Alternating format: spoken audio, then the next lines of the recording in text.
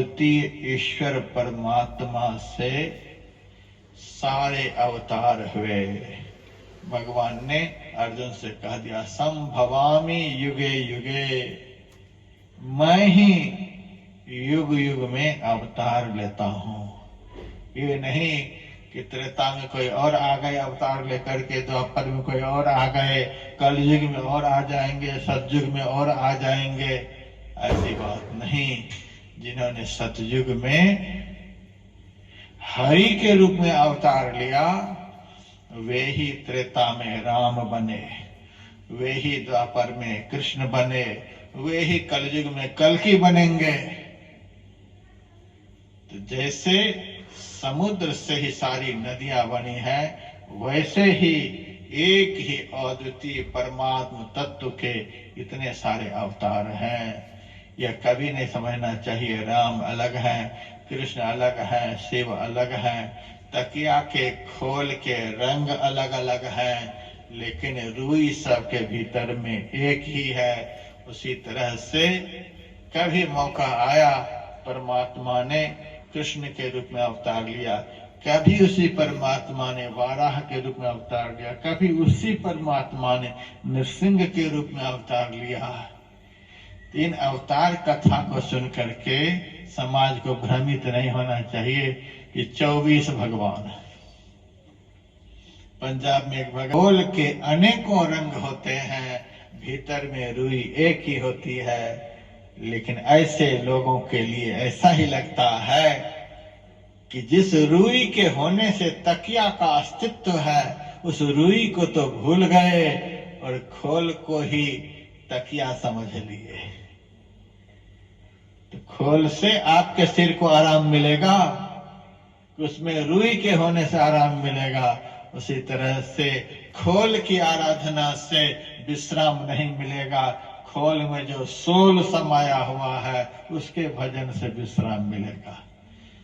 लोग खोल को जानते हैं लेकिन सोल को जानने का प्रयास नहीं करते हैं। इसीलिए सूत जी महाराज ने कहा कि अवतार कथा सुनाने के लिए जा रहा हूं, सौनकादि ऋषियों भ्रमित मत हो जाना कि भगवान 24 हैं। एक ही भगवान ने समय समय पर अनेक रूपों को धारण किया। हमारी जहां जन्म भूमि, उस जन्म भूमि पर काली पूजा के अवसर पर नाटक होता था। उस गांव का एक मुसलमान इतना चालाक था, शरीर तो मुसलमान घर का था लेकिन संस्कार कुछ हिंदू का था। इसीलिए हम लोगों से मिलकर के रहता था और कहता था कि हम लोगों को भी इस नाटक में कोई खेल अदा करने के लिए दीजिए, हम भी कुछ बन करके दिखाएंगे।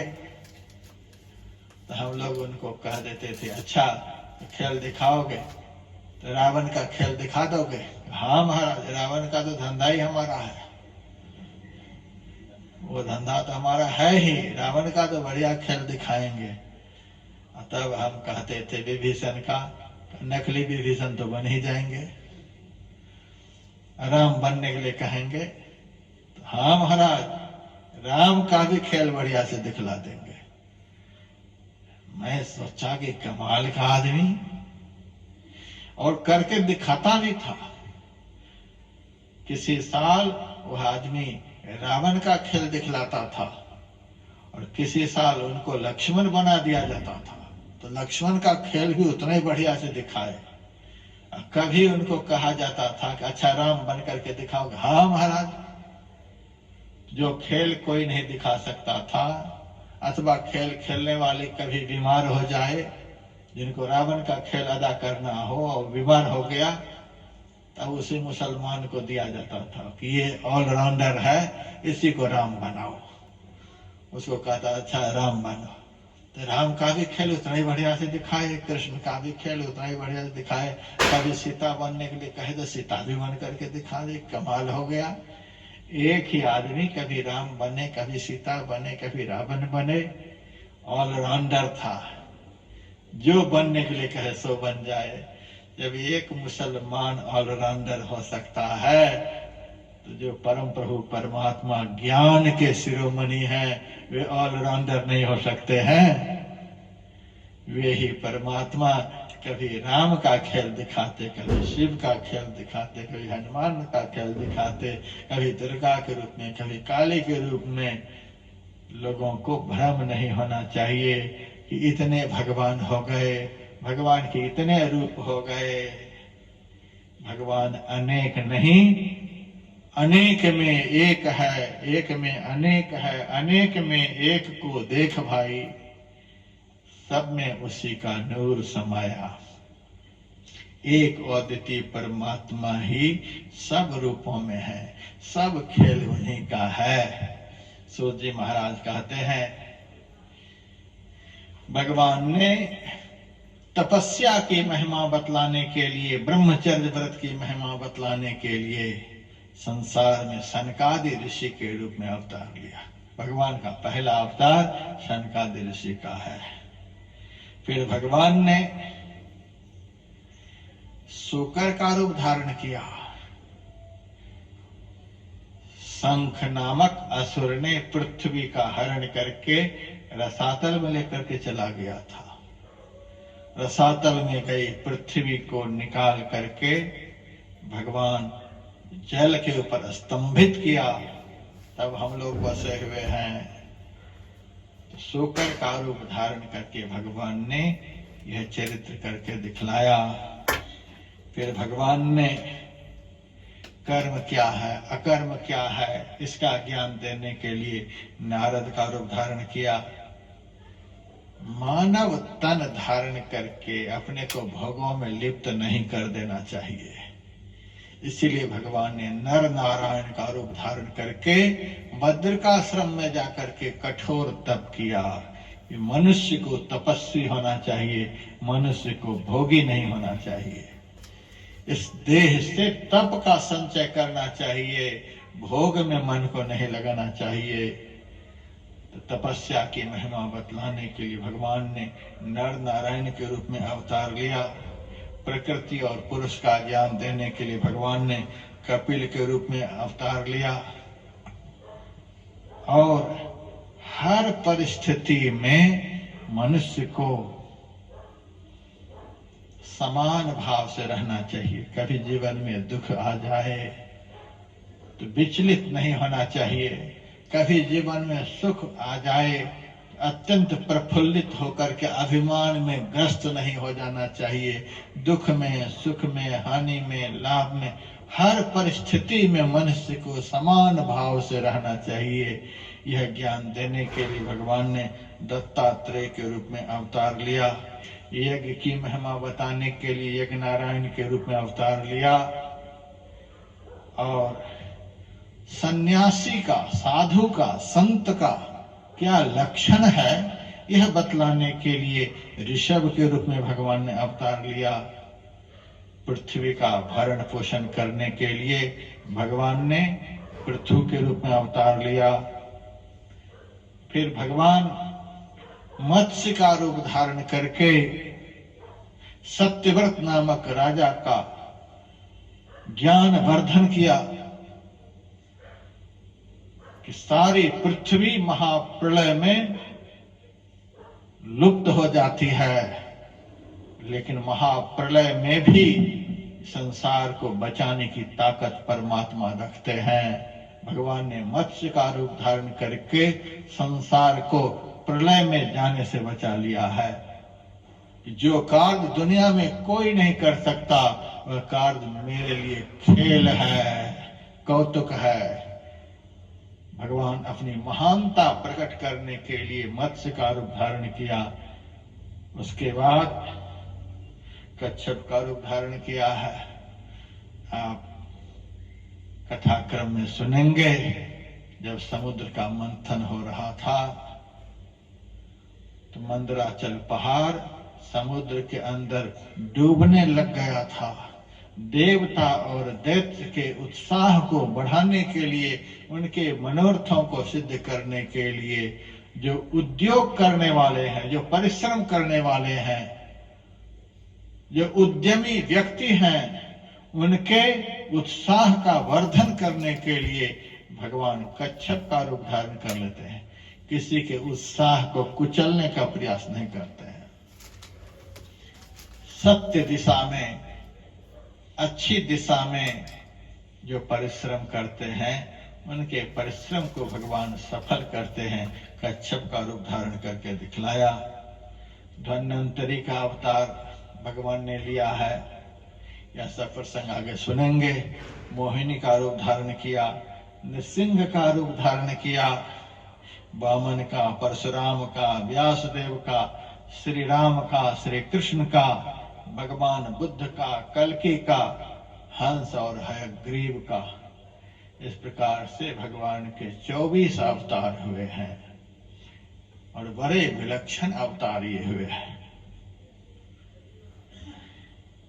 अब हम लोगों को यह संतुष्ट हो जाना चाहिए कि भगवान जो इतने अवतार लेते हैं, ये क्यों? भगवान इतने अवतार लेते हैं हम लोगों के लिए। नहीं तो भगवान का अवतार लेने क्या जरूरत है? उनको कोई मौज मस्ती लेने के लिए बाकी है। भगवान तो आनंद के स्वरूप हैं। हमारी जरूरतें जिस तरह से सिद्ध हो, भगवान इस बात को जानते हैं। शुकर बनकर भी यदि समाज का कल्याण हो सकता है, भगवान शुकर तक हमारे लिए बनते हैं। कितना उपकार है हम लोगों के जीवन में भगवान का। हम लोगों के लिए भगवान शुकर तक बन सकते हैं। हम लोग बनेंगे कभी? कोई कह दे कि तुम शुकर बन जाओ। शुकर का काम तो है गंदगी की सफाई करनी, लेकिन हम लोग तैयार नहीं होंगे। हम लोग गंदगी करने के लिए तैयार हैं, गंदगी को दूर करने के लिए तैयार नहीं है। भगवान कैसे जिस गंदगी से हम लोग उब जाते हैं, उस गंदगी तक को हमारे लिए समाप्त करने के लिए तैयार रहते हैं। हम लोगों से भगवान को कितना प्रेम है। हम लोगों के बीच की गंदगी को मिटाने के लिए भगवान शुकर तक बन जाते हैं, मछली बन जाते हैं, कच्छप बन जाते हैं। इतने महान भगवान हैं, लेकिन हम लोगों के लिए भगवान क्या नहीं बन जाते। कितना उपकार है हम लोगों के जीवन में भगवान का। हम लोगों के लिए भगवान क्या नहीं करते हैं, क्या नहीं बनते हैं। यह इनकी उदारता है। यह अवतार चरित्र भगवान की उदारता का परिचायक है। अब सूत जी महाराज कहते हैं, तुमने कहा था कि भगवान कृष्ण ने यदुवंश में अवतार लिया। क्यों अवतार लिया? तो अब सुनो। परित्राणाय साधूनाम विनाशाय च दुष्कृताम धर्म संस्थापनार्थाय संभवामि युगे युगे। साधु जनों का परित्राण करने के लिए और दुष्टों का दलन करने के लिए भगवान का युग युग में अवतार होता है। और दृष्टांत देकर के सूत जी महाराज ने कथा का श्रवण कराया है। द्वापर युग में पांडु के 5 पुत्र महासाधु के रूप में अवतीर्ण हुए थे। पांडु के पुत्र सब के सब महासाधु थे, महाधार्मिक थे, धर्म के मार्ग से कभी विचलित नहीं होते थे। और धृतराष्ट्र के 100 के 100 पुत्र महापापी, महाअधार्मिक। धृतराष्ट्र के पुत्र साक्षात अधर्म और पांडु के पुत्र साक्षात धर्म। एक तरफ अधर्म और दूसरी तरफ धर्म। अनादिकाल से इन दोनों में संघर्ष होते आ रहा है। धर्म अधर्म में लड़ाई चलती आ रही है। वह लड़ाई कुरुक्षेत्र के मैदान में छिड़ गई। महात्मा गांधी कभी कभी कहते थे, कौरव पांडव की लड़ाई तो द्वापर में ही खत्म हो गई, लेकिन यथार्थ में कौरव पांडव की लड़ाई कभी खत्म होने वाली नहीं है। वह तो धर्म अधर्म की लड़ाई है, और प्रत्येक मनुष्य का शरीर ही कुरुक्षेत्र है। इस शरीर रूपी कुरुक्षेत्र के अंदर धर्म अधर्म की लड़ाई चल रही है। और लड़ाई क्या है? कभी मन कहता है अच्छा काम करो, और कभी मन कहता है बुरा काम करो। जो अच्छा काम कर लेता है तो समझ लो कि धर्म की जीत हो गई। जिस मनुष्य के द्वारा अच्छा काम हो जाता है तो समझ लो कि उस आदमी ने, उस मनुष्य ने अधर्म के ऊपर विजय प्राप्त कर ली। अधर्म के ऊपर विजय प्राप्त किए बिना अच्छा काम हो ही नहीं सकता है। हमारे अंदर का अधर्म, हमारे अंदर की कौरव की प्रवृत्ति, हमारे अंदर के दुर्योधन की प्रवृत्ति हमसे अच्छा काम करने नहीं देती है। तो जिस मनुष्य से अच्छा काम हो जाए, समझ लेना कि यह धर्मात्मा है। धर्म के अंश से इन्होंने जन्म लिया है। इन्होंने अधर्म को पराजित कर दिया है। मुझे आप लोगों को देखकर बड़ी खुशी होती है। आप लोग घर छोड़ करके आ गए, परिवार छोड़ करके आ गए, सब कुछ छोड़ करके यहाँ आ गए। कैसे आ गए हैं? मुझे लगता है कि अधर्म को जीत करके आ गए हैं।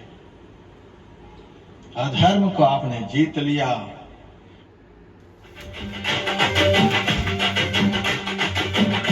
धर्म का डंका बज रहा है। इतने सारे लोग बैठे हुए हैं, ये सब के सब धर्मात्मा हैं।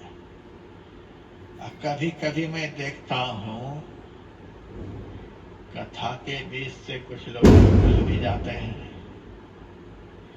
जो निकल जाते हैं उनके लिए क्या कहें? जो बैठे हैं उन्होंने तो धर्म को प्रश्रय दिया, जीवन में अधर्म को पराजित किया। अधर्म को पराजित करके ही कोई धर्म कर सकता है। यदि कोई चलेगा, इसका मतलब अधर्म ने पराजित कर दिया, इसीलिए धर्म की जगह से भगा दिया। जो यहां से चले गए, आरती से पहले जो निकलेंगे, यह सिद्ध हो जाएगा कि अधर्म ने आपको यहां से भगा दिया।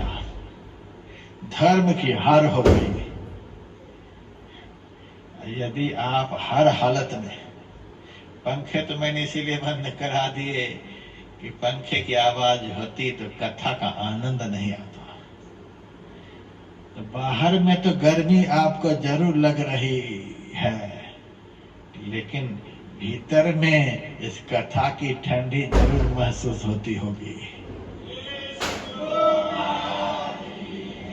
भगवान की कथा का आनंद लेने के लिए तो मनुष्य को तपस्वी होना चाहिए। तप करना पड़ेगा, तब कथा का आनंद मिलेगा। बर्दाश्त करना पड़ेगा।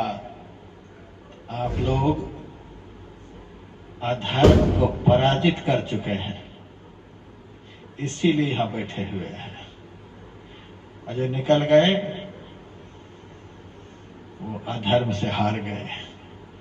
महात्मा गांधी कहते थे, प्रत्येक मनुष्य का शरीर जो है यही कर्म क्षेत्र है, यही कुरुक्षेत्र है, और इसके भीतर में धर्म अधर्म की लड़ाई निरंतर चलती रहती है। जिस मनुष्य से अधर्म हो गया, समझ लो धर्म की हार हो गई। जिस मनुष्य से धर्म हो गया तो समझ लो कि अधर्म हार गया।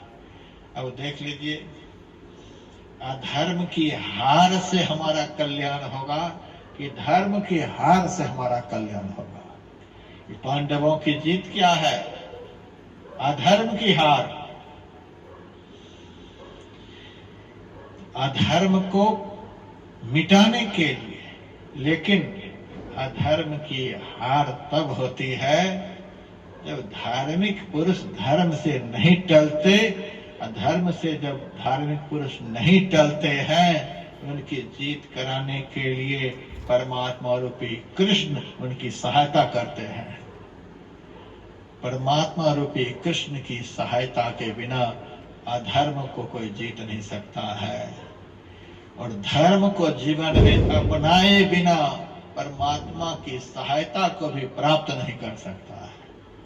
धर्म के रास्ते पर चलेंगे तो परमात्मा आपकी सहायता करेंगे, परमात्मा आपकी सहायता करेंगे तो आपकी जीत होगी।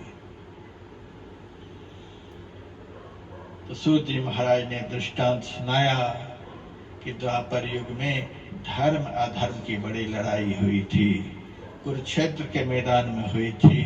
वे कौरव पांडव के पुत्रों में लड़ाई हुई थी।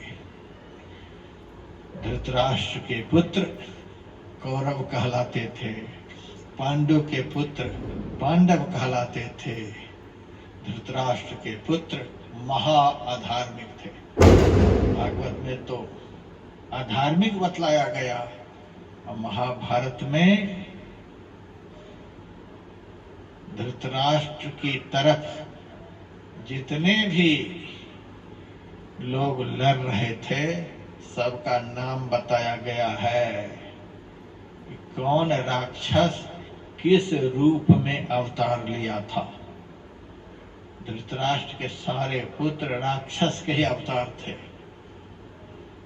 कर्ण के लिए भी लिखा हुआ है, वे साक्षात नरकासुर ही थे।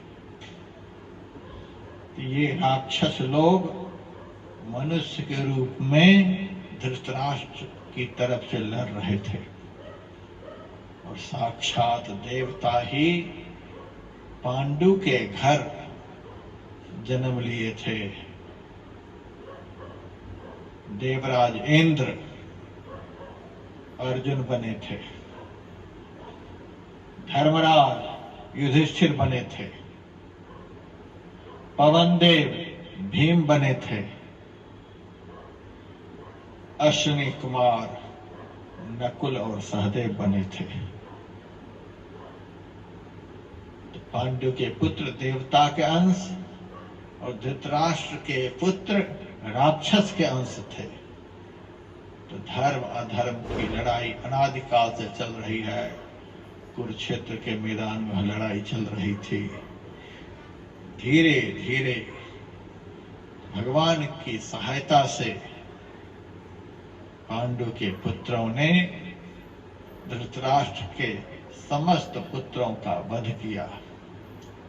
उनके जितने भी सहयोगी राजे थे, अधर्म की सहायता करने वाले भी अधार्मिक ही कहलाते हैं, उनका भी नाश हुआ।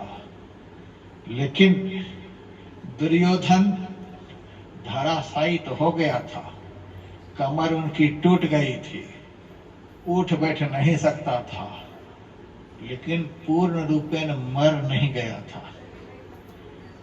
अधर्म जल्दी मरता नहीं है।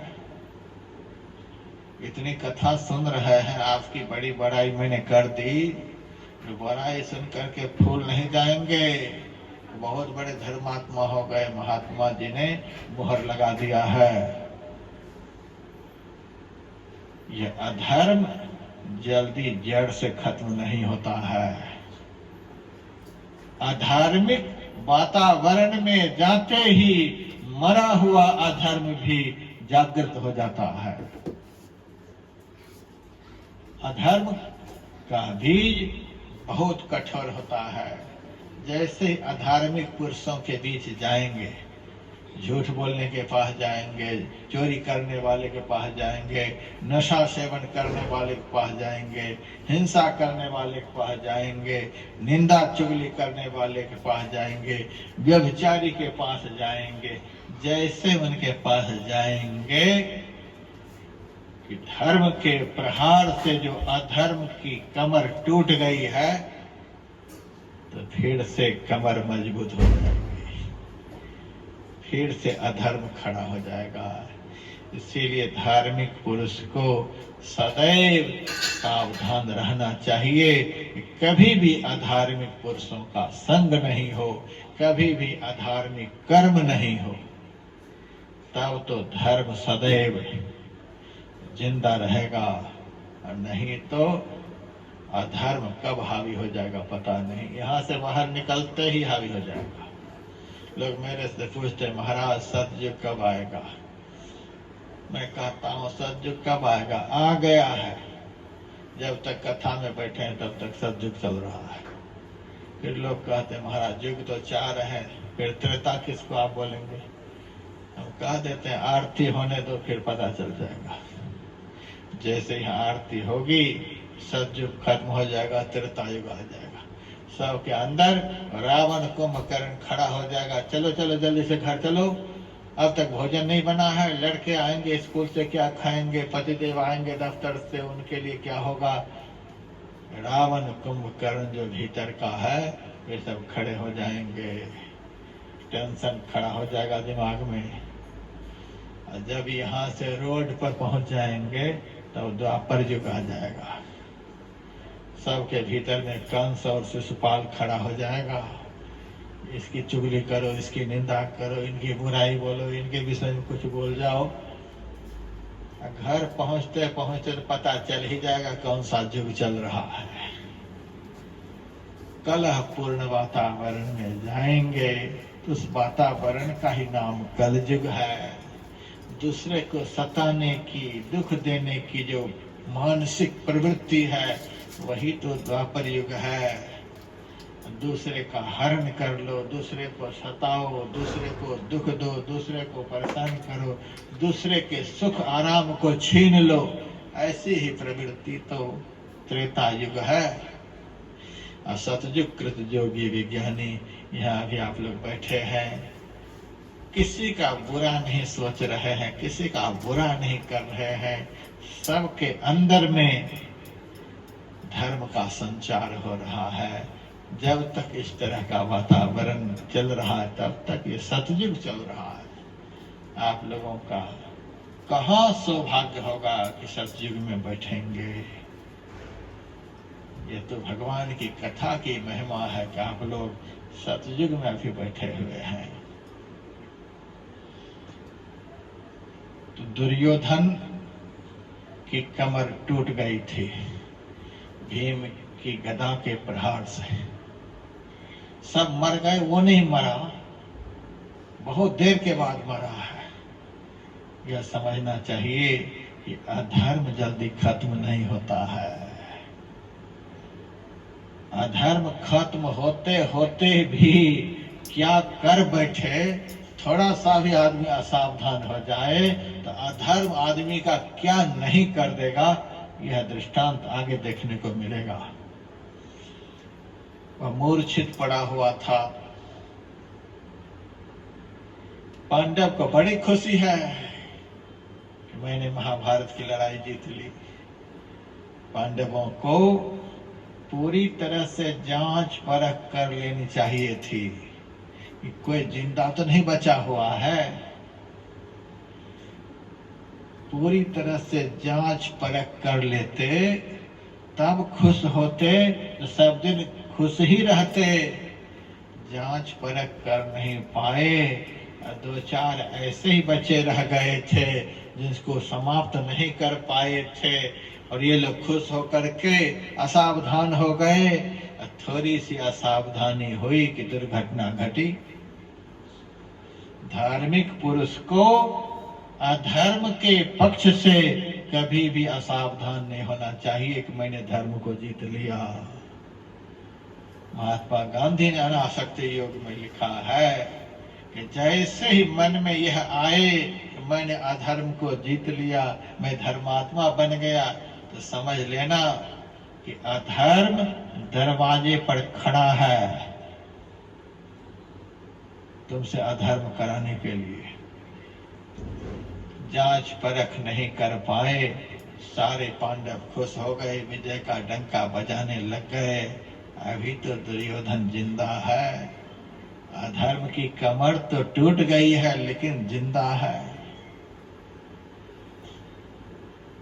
तो दुर्योधन के पास द्रोणाचार्य का पुत्र अश्वत्थामा गया। अंतिम श्वास ले रहा था दुर्योधन, जाकर के कहा कि मित्र,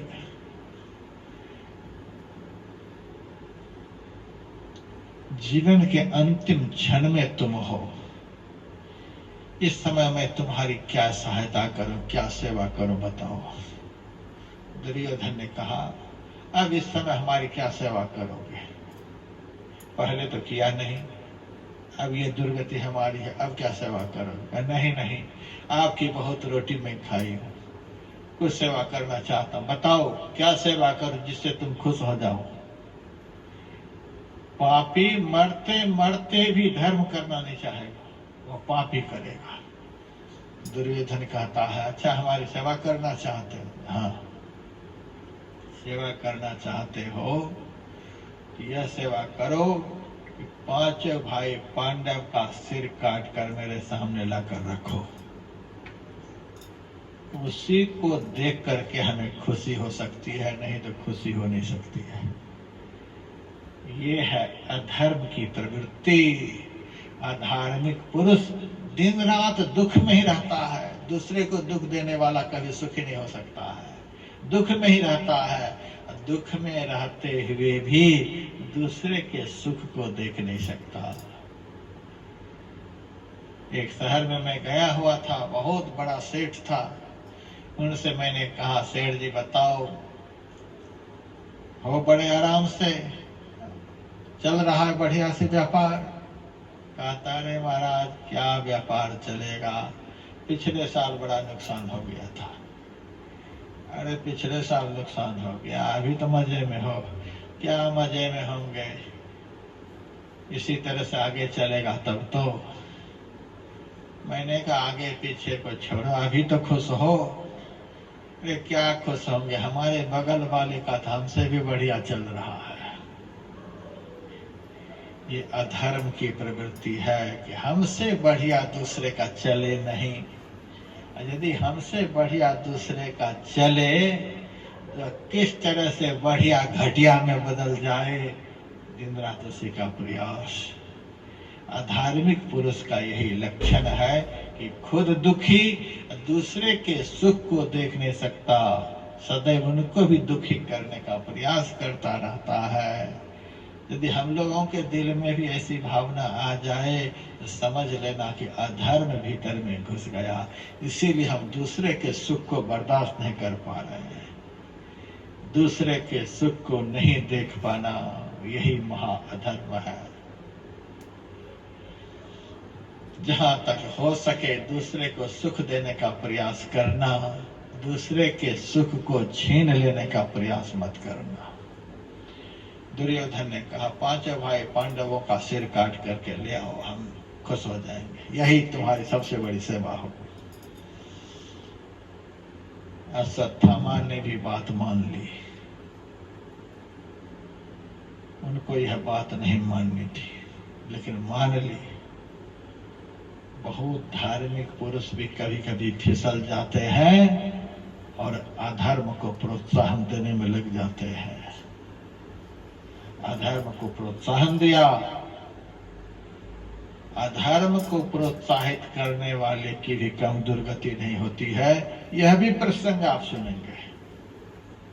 अधर्म के राह पर चलने वाले तो दुर्गति भोगते ही है। यह दुर्योधन का दृष्टांत है। कमर टूट गई है, लड़ाई के मैदान में मूर्छित पड़े हुए सारे भाई खत्म हो गए, सब कुछ खत्म हो गए, सब कुछ का सत्यानाश हो गया। अधर्म की जो दुर्गति होनी चाहिए वह दुर्योधन में दिख रहा है। और ऐसे अधर्म के राह पर चलने वाले को जो प्रोत्साहन देगा उनकी भी कम दुर्गति नहीं। आगे अश्वत्थामा का भी जीवन आप लोग देखिएगा। इसीलिए न तो अधर्म के रास्ते पर चलना है, न अधर्म के रास्ते पर चलने वाले के पेट को थपथपाना है, उनको प्रोत्साहित भी नहीं करना है।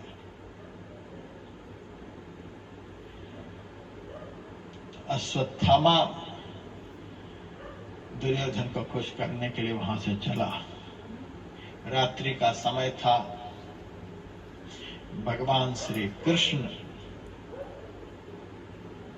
अधर्म की विकरालता पांडवों को दिखलाने के लिए कि अधर्म की ओर से जो निश्चिंत हो जाएगा, अधर्म की ओर से जो असावधान हो जाएगा, तो अधर्म उनकी खुशी को छीन लेगा। अधर्म से कभी असावधान नहीं होना है, सदैव सावधान रहना है कि अधर्म कभी भी हमारे हृदय रूपी कुरुक्षेत्र में जग करके कोई खुराफात न कर बैठे। भगवान श्री कृष्ण पांचों भाई पांडव को, सात्यकी को साथ लेकर शिविर से बाहर निकले। अरे लड़ाई लड़ते लड़ते 18 दिन हो गए, कभी कहीं घूमने के लिए नहीं गए, चलो थोड़ा सा सैर कराते हैं। रात्रि के समय ही सैर के लिए भगवान लेकर के सबको चले। उसी खाली समय में अश्वत्थामा पांडव के शिविर में घुसने का प्रयास किया। पांडव के शिविर की रक्षा के लिए भगवान शिव शंकर त्रिशूल लेकर के खड़े थे। भगवान शिव शंकर जिनकी सुरक्षा में खड़े हैं, उस शिविर में कौन प्रवेश कर सकता है? डर के मारे कांपने लगा कि अब कैसे हम इस शिविर में प्रवेश करेंगे। तो महाभारत में लिखा हुआ है कि एक रात बड़ा भारी तप किया है अश्वत्थामा। भगवान शिव शंकर तो कब खुश हो जाए पता नहीं। एक ही रात के तप से खुश हो गए और कहा मांगो वरदान। अश्वत्थामा ने कहा वरदान यह दो कि आपने जो पांडवों के शिविर की रक्षा का भार ले रखा है, अब तो लड़ाई खत्म हो गई, ये भार को उतार करके जाओ अमरनाथ में बैठो भजन करो, हम देखते हैं। भगवान ने कहा, भगवान कृष्ण ने भार सौंपा है, उनके आदेश के बगैर हम पांडवों की रक्षा के भार को छोड़ेंगे नहीं। अश्वत्थामा ने कहा फिर वर मांगने के लिए क्यों कहा? मुझे क्या पता कि तुम यही वरदान मांगेगा। अरे नीच, ब्राह्मण कुल में जन्म हुआ और धार्मिक पुरुषों के और कल्याण के लिए मन में भावना रखता है। मैं तो सोच नहीं सकता था कि तुम्हारे अंदर ऐसी कुप्रवृत्ति होगी। फिर भी चलो, तुम्हें खुश करने के लिए एक रात के लिए पांडव के शिविर की रक्षा का भार छोड़ता हूं, क्योंकि इस शिविर को तो भगवान कृष्ण भी छोड़ करके अभी चले गए। जिनको छोड़कर भगवान चले जाएं, उनकी तो दुर्गति ही होगी। जब भगवान कृष्ण शिविर को छोड़ दिए हैं, तो जब तक श्री कृष्ण वापस नहीं आते हैं तब तक हम भी वापस नहीं आएंगे। भक्तों की रक्षा का भार भगवान श्री कृष्ण ने छोड़ दिया है। किस भक्त को छोड़ करके भगवान चले गए हैं? भगवान के आश्रित जितने पांडव दल के लोग थे, सब सो गए। जो जागत है सो पावत है, जो सोवत है सो खोवत है। भगवान जिनकी रक्षा के लिए दिन रात तत्पर, ऐसे भक्त भी यदि संसार की रात्रि में सो जाएं, तो उसका कल्याण कैसे होगा? यह जीवन सोने के लिए नहीं मिला है, यह जीवन जगने के लिए मिला है। ये सारे पांडव सो गए, अर्थात पांडव दल के लोग सब सो गए। सोए हुए की रक्षा नहीं होती है।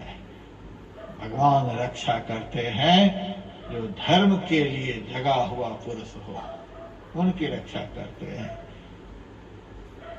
जो अधर्म से असावधान हो जाए, ऐसे के लिए भगवान नहीं खड़े होते हैं। भगवान शिव शंकर देखते हैं कि कृष्ण ने भी छोड़ दिया है, तो हम भी कुछ देर के लिए अलग हो जाते हैं। रात भर बड़ा तप किया है अश्वत्थामा ने।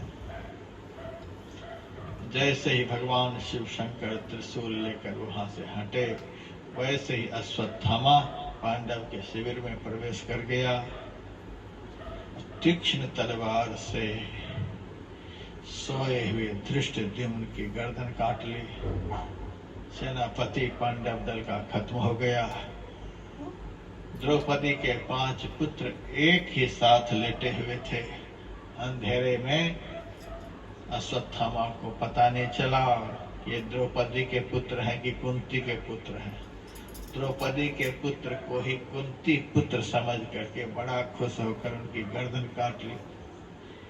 5 सिर को अपने पास ले लिया। उसके बाद जितनी सेनाएं थी सबकी गर्दन काट ली, सबको खत्म कर दिया। अब तो पांडव के शिविर में हाहाकार मच गया। 5 सिर लेकर के दुर्योधन के पास अश्वत्थामा गया। ये लो दुर्योधन, तुम्हारी सेवा में 5 भाई पांडव के सिर हैं। दुर्योधन को किसी ऋषि का शाप था, तुम्हारी मृत्यु तब होगी जब एक साथ दुख भी होगा और सुख भी होगा। ऐसा जल्दी नहीं होता है। दुख होगा तो दुखी होगा, सुख होगा तो सुखी होगा, दोनों एक साथ नहीं होता है। दोनों घटना एक साथ जब घटेगी तब तुम्हारी मौत हो जाएगी। तो जैसे ही 5 सिर सामने रखा तो बड़ा खुश हो गया, अब हमारे दुश्मन गए। लेकिन ये 5 सिर पांडव के ही हैं, इसका परीक्षण भी होना चाहिए। तो मरते मरते दुर्योधन घुसा से एक एक सिर के ऊपर प्रहार किया। 5 सिर चूर चूर हो गए। जैसे ही 5 सिर चूर चूर हुए, बड़ा दुख हुआ। अरे अश्वत्थामा तूने अनर्थ कर दिया। ये 5 पांडव के सिर नहीं हैं। जिस सिर के ऊपर हमने हजारों बार गदा का प्रहार किया तो भी सिर फूटा नहीं, वह सिर एक ही घुसा से फूट गया। ये तो द्रौपदी के पुत्र थे। ये ही 5 भाई कौरव पांडव दल को जलांजलि देने के लिए थे। अब तो जल देने वाले भी इस वंश में कोई नहीं रह गए। तूने तो पूर्ण रूपेण वंश का नाश कर दिया। तुरंत बड़ा दुख हुआ। जैसे दुख हुआ वैसे दुर्योधन का शरीर पूरा हो गया। इधर भगवान श्री कृष्ण अंतर्यामी जान गए कि संसार रूपी रात्रि में सोने वाले अज्ञानी जीव की जो दुर्गति होनी चाहिए वह दुर्गति हो चुकी है, और भगवान के आश्रय में रहने वाले जीव का जो कल्याण होना चाहिए वह भी दुनिया देखेगी। तो भगवान के आश्रय में 5 भाई थे, सात्विकी थे, उनका दुर्योधन ने बाल भी बाका नहीं कर सका। भगवान के आश्रय से जो दूर हो गया, अज्ञान की नींद में जो सो गया, ऐसे की दुर्गति ही काल रूपी अश्वत्थामा करते हैं। यदि संसार रूपी रात्रि में हम लोग सो गए, भगवान के भजन को तिलांजलि दे दिए, भगवान से दूर हो गए, तो काल रूपी अश्वत्थामा छोड़ेंगे नहीं। काल रूपी अश्वत्थामा से बचना चाहते हैं तो भगवान का आश्रय ले लें। भगवान के आश्रय में जो थे उनका बाल बाका नहीं हुआ। भगवान जब वापस शिविर में आते हैं तो हाहाकार मचा हुआ था। द्रौपदी रो रही है, सुभद्रा रो रही है, कुंती रो रही है। अर्जुन को बड़ा कष्ट हुआ द्रौपदी का रुदन सुन करके। उसी समय प्रतिज्ञा करता है, द्रौपदी रो नहीं। मरने के बाद अंत्येष्टि क्रिया होती है। अंत्येष्टि क्रिया पूर्ण होने के बाद घर की नारी स्नान करती है। अभी जिस दुष्ट अश्वत्थामा ने इतना बड़ा अत्याचार किया है, उस दुष्ट अश्वत्थामा का सिर काट करके मैं लाता हूं और उनके सिर के ऊपर बैठ करके अंत्येष्टि स्नान तुम करना, चिंता मत करो। भगवान श्री कृष्ण तो सारथी थे ही, भगवान श्री कृष्ण को लेकर अश्वत्थामा का पीछा किया। अश्वत्थामा को पता चला कि भगवान श्री कृष्ण को साथ लेकर अर्जुन मेरा पीछा कर रहा है। जिनके पीछे भगवान कृष्ण लग गए, काल से बचाने के लिए तो भगवान है, भगवान काल से बचा लेते हैं। जिनका नाश करने के लिए भगवान ही चल पड़े हैं, उनको अब कौन बचाएंगे? अब तो हमारी मौत सुनिश्चित है। इसीलिए डर के मारे उन्होंने धनुष के ऊपर अभिमंत्रित करके ब्रह्मास्त्र चला दिया। वह ब्रह्मास्त्र अर्जुन को जलाने के लिए आया। 10 दिशाएं जल रही थीं। अर्जुन ने कहा, भगवान यह देखो 10 दिशाओं को जलाता हुआ कौन सा अस्त्र आ रहा है। भगवान ने कहा, यह अश्वत्थामा का छोड़ा हुआ ब्रह्मास्त्र है, ये तीनों लोगों को जला करके भस्म कर देगा। हाँ, अब क्या होगा? भगवान ने कहा, ब्रह्मास्त्र की शक्ति ब्रह्मास्त्र से ही नष्ट होती है। तुम्हें भी ब्रह्मास्त्र का ज्ञान है, धनुष पर ब्रह्मास्त्र चढ़ाओ। इसके जवाब में छोड़ो। अर्जुन ने भी ब्रह्मास्त्र छोड़ दिया। दोनों ब्रह्मास्त्र आपस में टकराने लगा। अब तो 10 दिशाएं जलने लग गई। अब तो 2-2 ब्रह्मास्त्र। भगवान ने कहा, अश्वत्थामा को अपना अस्त्र लौटाने के लिए नहीं आता है, तुमको तो आता है।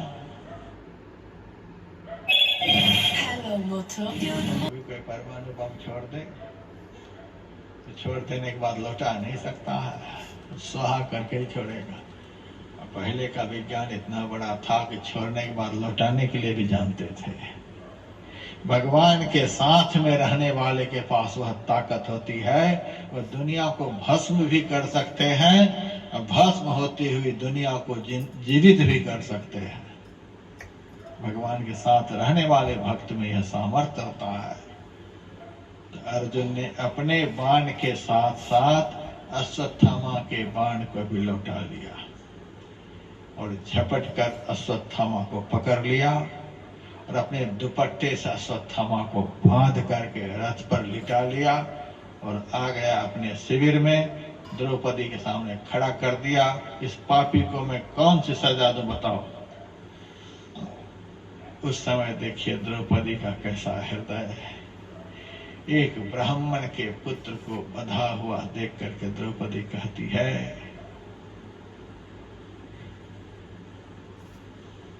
कि अर्जुन, जिस गुरु की कृपा से तुम्हें सारे अस्त्र शस्त्र का प्रयोग के द्वारा ज्ञान प्राप्त हुआ है, जिस गुरु ने तुम्हारे इस पवित्र वंश की रक्षा की है, जिस गुरु की कृपा से दुनिया में सबसे वीरों में तुम्हारा नाम है, उसी गुरु का यह पुत्र है। मुच्यताम मुच्यताम ऐसा ब्राह्मणो नितराम गुरु। ये ब्राह्मण वध के युग कभी भी नहीं है, इसको छोड़ दो, छोड़ दो। यह धर्म नहीं है कि अपने दुख को मिटाने के लिए दूसरे को दुखी किया जाए। 5 पुत्रों के वध से आज हमको कितना दुख हो रहा है। यदि इसका वध होगा तो इसकी मां को कितना दुख होगा। इसी पुत्र के कारण द्रोणाचार्य के शरीर पूरा होने पर भी इसकी मां कृपी ने देह का त्याग नहीं किया। आज यदि इसका वध करेंगे तो कृपी मेरी ही तरह रोएगी। दूसरे को रुला करके संसार में जीना यह धार्मिक पुरुष का लक्षण नहीं है। इसको छोड़ दो। इसीलिए धर्म ग्रंथों में लिखा हुआ है, कुंती, तारा, मंदोदरी, अहल्या, द्रौपदी, इन 5 नारियों का नाम लेने से भी पाप का नाश होता है। इतना बड़ा अन्याय जिस दुष्ट ने किया, उस दुष्ट को सामने लाकर अर्जुन ने खड़ा किया है, तो भी उनके जीवन को दुखी करने का द्रौपदी ने प्रयास नहीं किया। छोड़ दो इसको, छोड़ दो। हमारे जीवन में यही लिखा हुआ था, दुनिया में किसी को कोई दुख नहीं दे सकता, दुनिया में किसी कोई सुख नहीं दे सकता, अपने ही कर्म से आदमी दुख भोगता है, सुख भोगता है। हमारे जीवन में यही लिखा हुआ था, इनको छोड़ दो। ऋषि मुनियों ने द्रौपदी की बड़ी प्रशंसा की, लेकिन भगवान ने कहा कि अर्जुन, तूने प्रतिज्ञा की है इसका वध करने का, इनका वध तो करना ही पड़ेगा। धर्म ग्रंथों में लिखा हुआ है कि ब्राह्मण का वध नहीं करना चाहिए, और धर्म ग्रंथ में यह भी लिखा हुआ है कि आतताइयों का वध करना चाहिए। सोए हुए बालक का वध करना, स्त्री का वध करना, किसी के घर में आग लगा देना, जुआ में सब कुछ हरण कर लेना, गाय का वध कर देना, यह सब आतताइयों का कर्म है।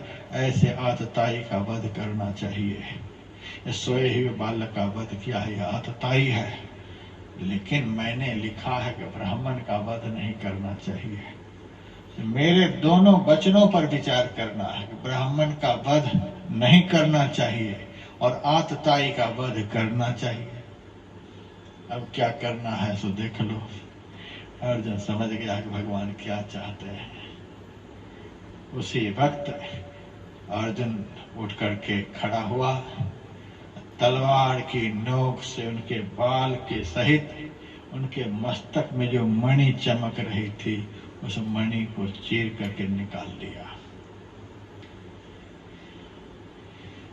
सम्मान के योग्य पुरुष का अपमान कर देना, यही उसका वध है।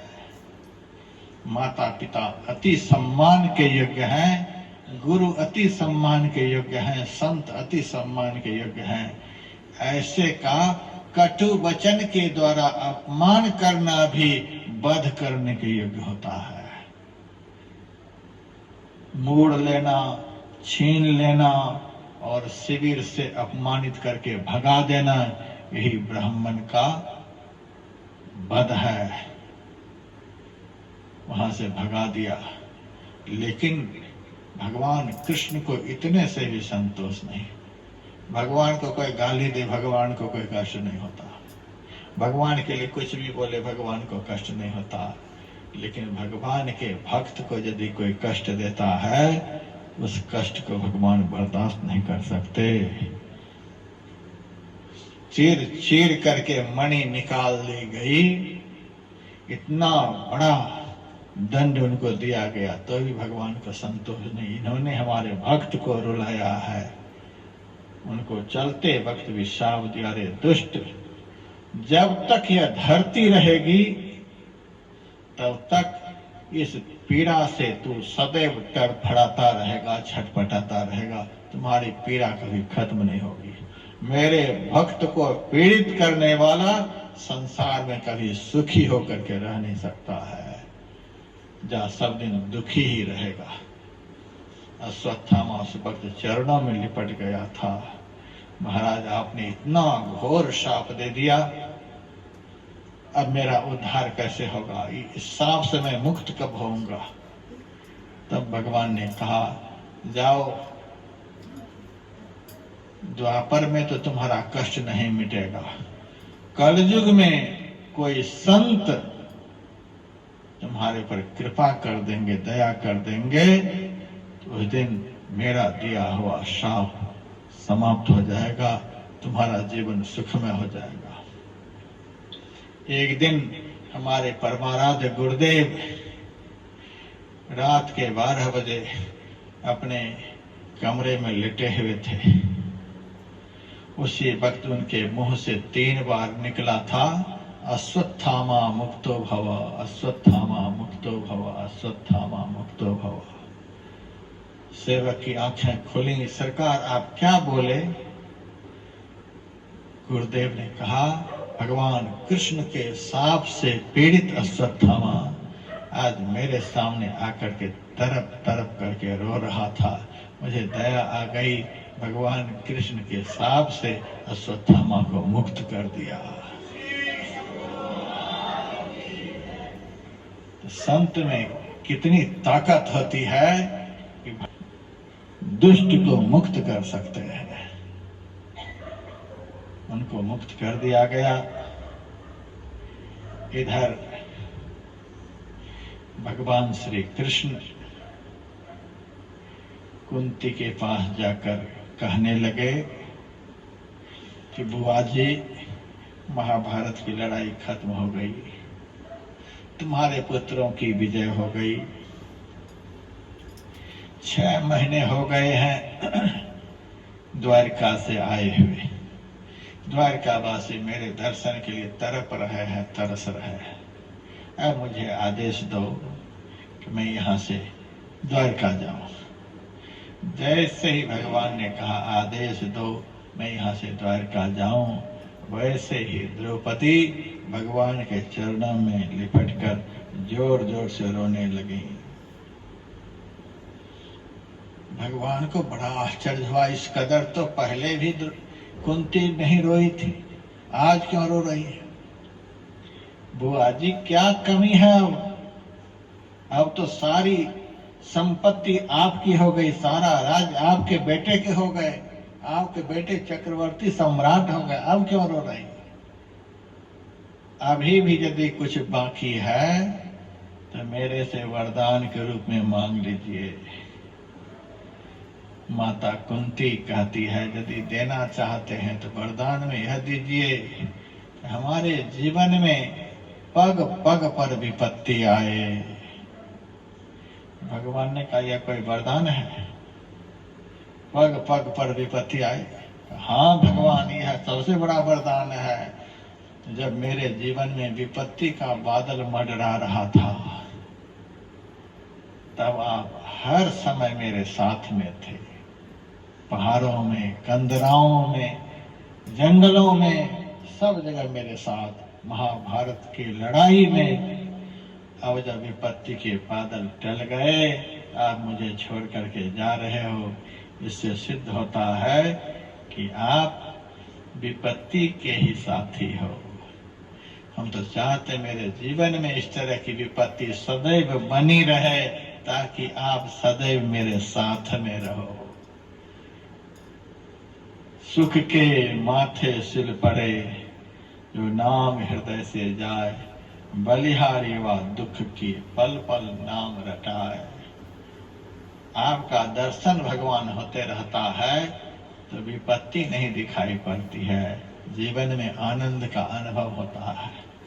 और आप जब चले जाओगे, सारी दुनिया का सुख भी मेरे सामने रहेगा, तो सुख नहीं दिखेगा, क्योंकि सुख तो आप में है, आनंद आप में है, संसार में आनंद कहाँ?